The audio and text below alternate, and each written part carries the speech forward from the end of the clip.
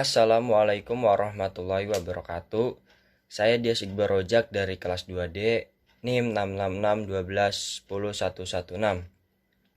Dalam video kali ini saya akan menjelaskan tentang hak dan kewajiban warga negara. Jadi kewajiban dan hak negara atau pemerintah adalah apa yang seharusnya diterima dan dilakukan negara atau pemerintah untuk melindungi dan mencapai cita-cita bangsa Indonesia. Nah, pada kesempatan kali ini saya akan menganalisis tentang hak asasi manusia.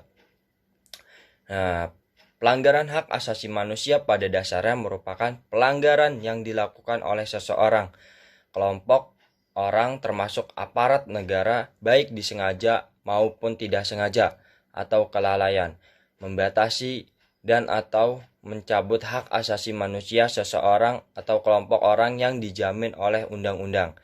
Nah, dan tidak mendapatkan atau dikhawatirkan tidak akan memperoleh penyelesaian hukum yang adil dan benar. Berdasarkan mekanisme hukum yang berlaku, pelanggaran hak asasi manusia dapat dilihat dari contoh kasus penganiayaan yang dialami oleh Salim Kancil sebagai seorang petani sekaligus aktivis yang menyuarakan penolakan terhadap kegiatan penambangan pasir ilegal di sekitar lingkungan tempat tinggalnya. Nah, Indonesia telah memutuskan dan menerapkan peraturan mengenai hak asasi manusia dalam Undang-Undang Dasar 1945 pada tanggal 18 Agustus 1945 yang sekaligus menjadi hari pengesahan UUD 1945 sebagai konstitusi negara. Kejahatan hak asasi manusia merupakan juga sebagai kejahatan nasional, maka ada keterkaitan hak asasi manusia dan hukum pidana internasional.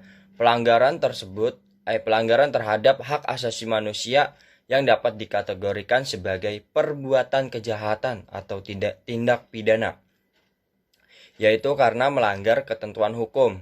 Hak asasi manusia dengan dikenai suatu sanksi pidana dalam lingkup nasional maupun internasional.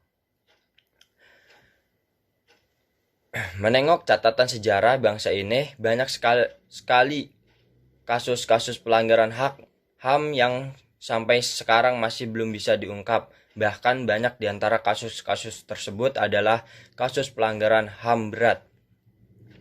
Sesuai Perserikatan Bangsa-Bangsa atau PBB tahun 1946 dalam membentuk Komisi Hak Asasi Manusia mengemukakan bahwa setiap manusia memiliki hak atas, yaitu hak untuk hidup, hak untuk kemerdekaan dan keamanan fisik, hak menghargai kepribadiannya, hak untuk mendapatkan yang sama dalam hukum, hak untuk masuk dan keluar wilayah suatu negara, hak mendapatkan kebangsaan atau kewarganegaraan,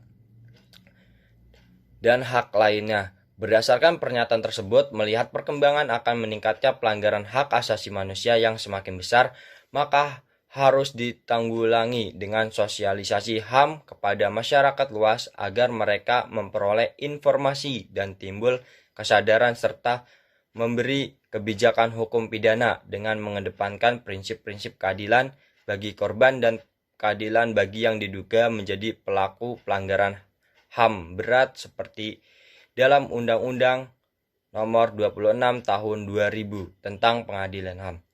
Mungkin itu saja, kurang lebihnya mohon maaf. Assalamualaikum warahmatullahi wabarakatuh.